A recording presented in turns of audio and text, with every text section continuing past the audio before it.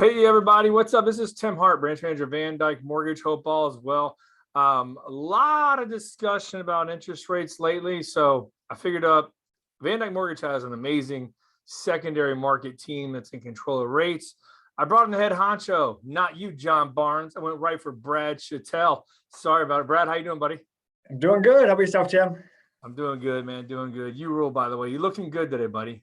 Thank you. Thank you. Yeah, no Ready for problem. the golf course. Got the polo on. All right. Hey, everyone. I brought Brad on. Brad, you now are the VP of secondary, right? That is correct. Yeah.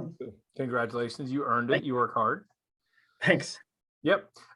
So I brought you on, Brad. I wanted to talk to our referral partners and just sphere of influence about interest rates. You have to have your head in the sand and not see what's been happening with mortgage rates here the last, 3-6 months. And I thought it'd be great to bring you on to talk about a few different things, really just three things, Brad. One is, how do we have such historically low rates right after COVID 2020, rode that wave for a while. Then this year, all of a sudden, boom, right? Rates increased, almost basically doubled. And then I also want to cover where are rates going to be going. And I know you're just going to guesstimate, like we're just going to have a little talk about it, but let's start. Where would you like to start with those three questions? Let's start with how we got to the rates that we had. I mean, everybody loved those 1, 2s, and 3s.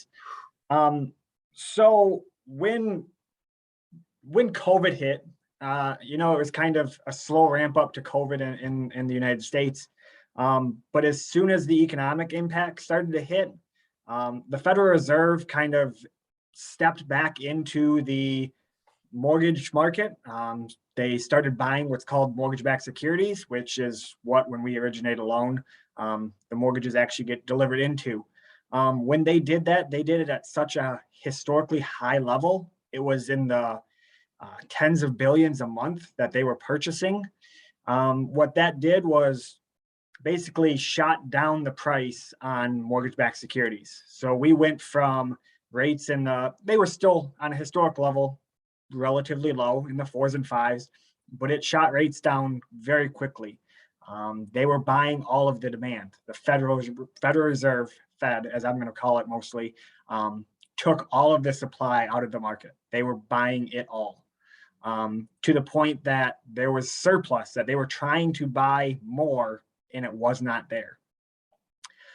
What that essentially did was cause them to keep bidding on mortgage-backed securities. They did, and that kept driving the price down because there was a buyer, there was demand for it, and as soon as rates went down, people refied, purchased, and that kept driving rates lower as demand kept going up for more mortgages. The demand was there, the Fed was there to buy it. Kind of that old supply and demand. And supply,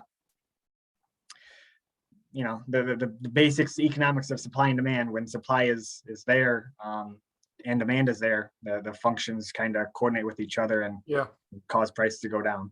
Right.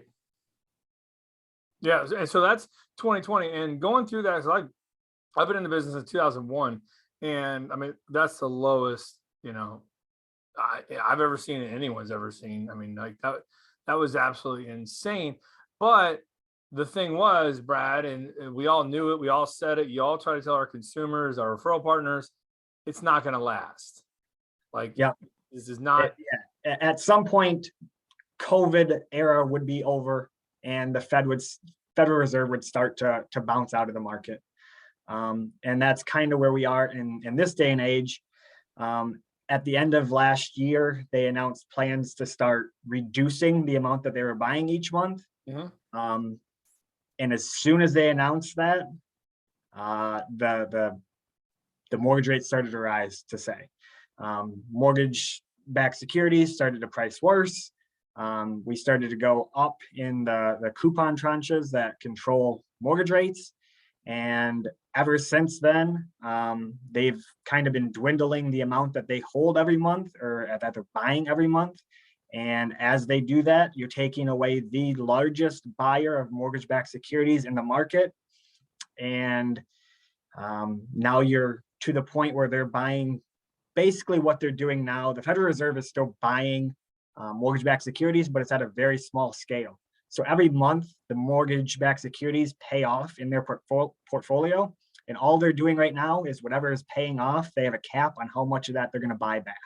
So essentially on a daily basis, they're buying in the low hundreds of millions instead of the billions.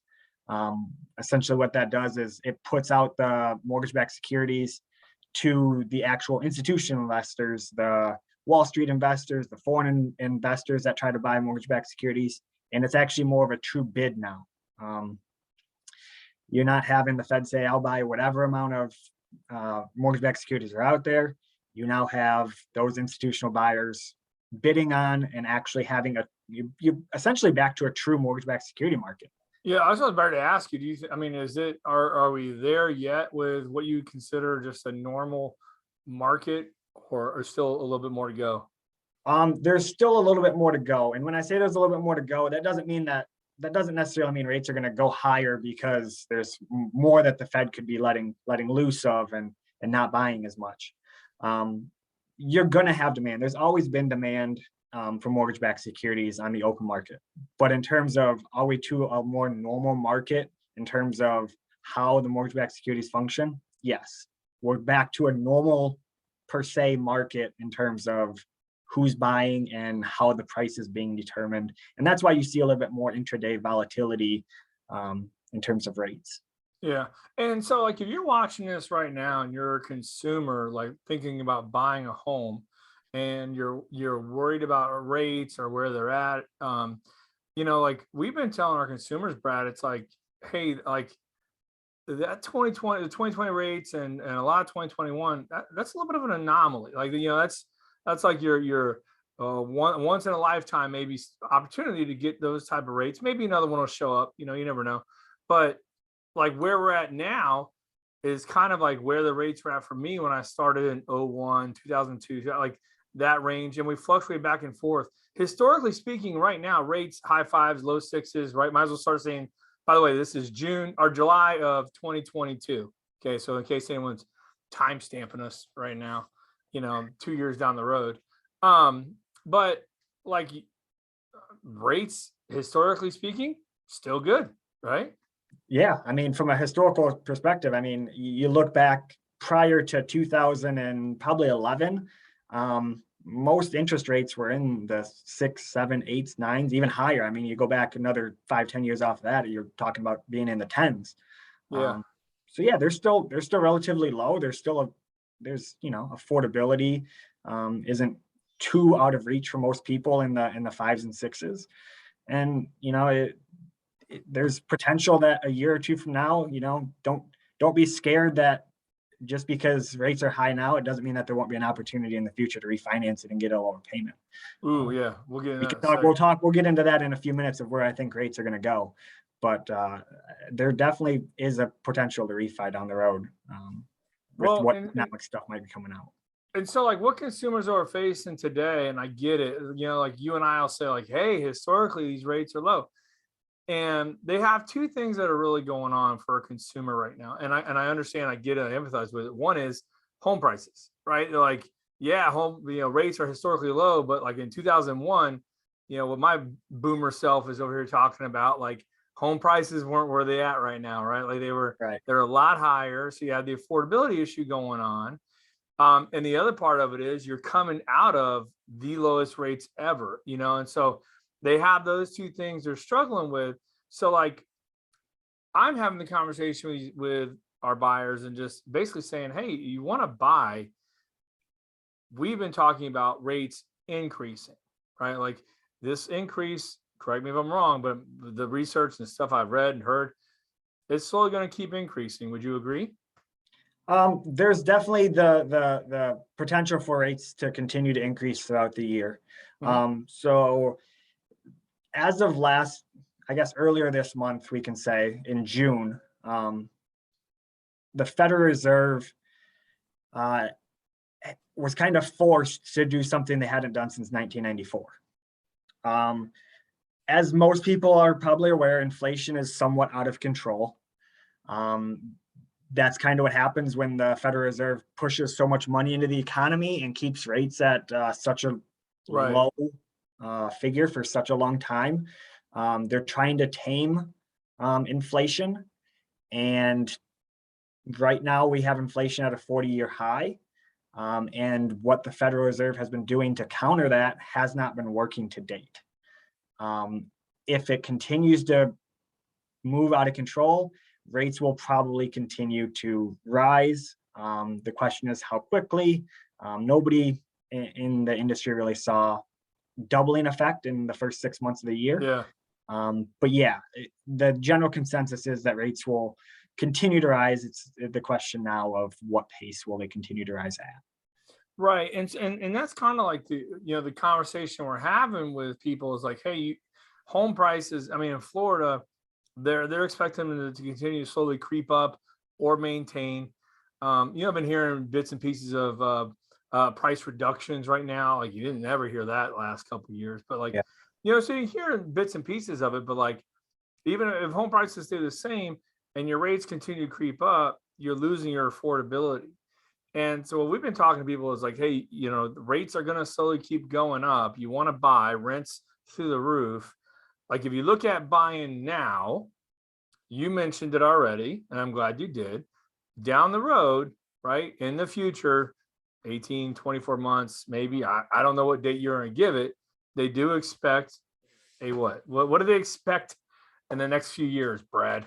Yeah, so the biggest thing I'm monitoring right now is inflation.